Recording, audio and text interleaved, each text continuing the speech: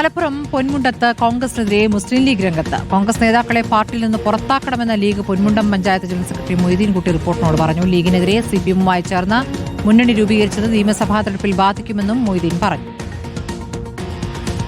ഇവിടെ സ്വാഭാവികമായിട്ടും അവിശുദ്ധ കൂട്ടുകെട്ടിലൂടെ ജനകീയ മുന്നണി എന്ന് പറഞ്ഞ ആ പേര് പറഞ്ഞു എന്നല്ലാതെ ഇവിടുത്തെ കോൺഗ്രസിനെയും അതുപോലെ തന്നെ CPF-നെയൊക്കെ കൂട്ടുകൂടിയിട്ട് ഒരുമിച്ച് നിന്നുകൊണ്ട് ഉണ്ടാക്കിയിരിക്കുന്ന ഒരു മുന്നണി വിജയം എന്നല്ലാതെ ഞങ്ങൾക്ക് അതിൽ പ്രത്യേകിച്ച് ഒരു വലിയ കാര്യമായിട്ട് ഞങ്ങളാരും മനസ്സിലാക്കുന്നില്ല.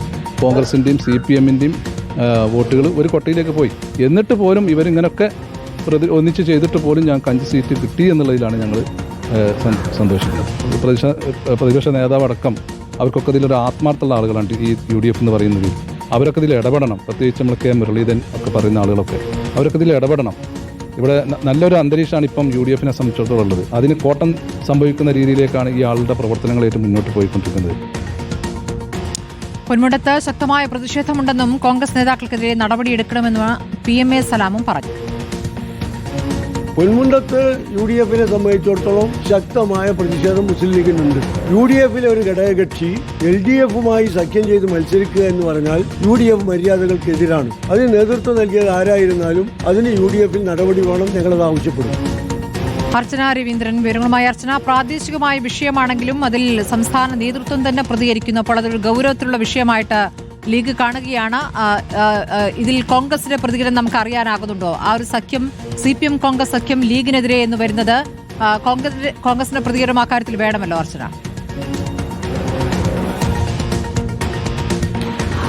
വർഷങ്ങളായി ലീഗ് ഒറ്റയ്ക്ക് ഭരിക്കുന്ന ഒരു പഞ്ചായത്താണ് പൊന്മുണ്ടം എന്ന് പറയുന്നത്. സാധാരണ നമുക്കറിയാം UDF എന്ന് പറയുന്നത് ലീഗ് കോൺഗ്രസ് സഖ്യമാണ്. എന്നാൽ അതിൽ നിന്ന് വ്യത്യസ്തമായി ഇവിടെ ലീഗ് മാത്രം അല്ലെങ്കിൽ 2 ചേരികളായി മത്സരിക്കുന്ന ഒരു സാഹചര്യമാണ് ഈ പൊന്മുണ്ടത്ത് ഉണ്ടാകുന്നത്. അതായത് ഈ ഒരു തെരഞ്ഞെടുപ്പ് വരുന്ന സമയത്ത് സീറ്റ്, അതായത് കോൺഗ്രസ് സീറ്റ് ആവശ്യപ്പെട്ടു. എന്നാൽ ലീഗ് അത് കൊടുക്കാൻ തയ്യാറായി. തുടർന്നാണ് ഇവർ 2 ചേരികളിലായി മത്സരിക്കുന്ന ഒരു സാഹചര്യം ഉണ്ടായത്. തുടർന്നാണ് CPM-മായി സഖ്യം ചേർന്ന് കോൺഗ്രസ് മത്സരരംഗത്തേക്ക് വരുന്നു. അതായത് ലീഗും വേറെ ചേരലും അതിൽ കോൺഗ്രസ് CPM സഖ്യം വേറെ ചേരികളിലായി മത്സരിക്കുന്ന ഒരു സാഹചര്യം ഉണ്ടാകും. തുടർന്ന് ഇന്നലെ റിസൾട്ട് വന്നതോടുകൂടിയാണ് ലീഗിന്റെ ഒരു പഞ്ചായത്ത് അടക്കം നഷ്ടപ്പെടുന്ന ഒരു സാഹചര്യത്തിലേക്ക് സ്ഥിതിഗതിയിലേക്ക് വരുന്ന ഒരു സാഹചര്യം ഉണ്ടാകുന്നത്. അതായത് ലീഗിന് കേവലം 5 സീറ്റ് മാത്രമേ ലഭിക്കുന്നുള്ളൂ. പകരം 13 സീറ്റിൽ CPM കോൺഗ്രസ് സഖ്യം വിജയിക്കുന്ന ഒരു സാഹചര്യം അടക്കം ആ ഒരു പഞ്ചായത്തിൽ ഉണ്ടാകും. തുടർന്നാണ് വലിയ രീതിയിലുള്ള ആരോപണങ്ങൾ അല്ലെങ്കിൽ വലിയ രീതിയിലുള്ള വിമർശനവുമായി ഇപ്പോൾ ലീഗ് നേതാക്കളടക്കം രംഗത്ത് വരുന്ന ഒരു സാഹചര്യം ഉണ്ടാകും. അതായത് ഈ നേരത്തെ ഈ ഒരു പ്രശ്നത്തിൽ ഇടപെട്ട കോൺഗ്രസ് നേതാക്കൾക്കെതിരെ നടപടിയെടുക്കണമെന്നൊരു ആവശ്യവുമായാണ് ഇപ്പോൾ PMA സലാം ഉൾപ്പെടെയുള്ള അല്ലെങ്കിൽ ആ ഒരു ഭാഗത്തെ പ്രാദേശിക ലീഗ് നേതൃത്വം അടക്കം രംഗത്ത് വരുന്ന ഒരു സാഹചര്യം ഉണ്ടാകുന്നു.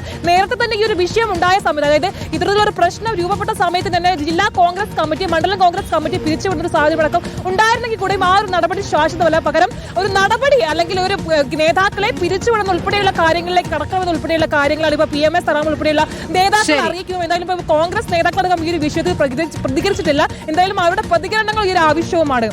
ശരി, അർച്ചന രവീന്ദ്രനാണ് വിവരങ്ങൾ നൽകിയത്.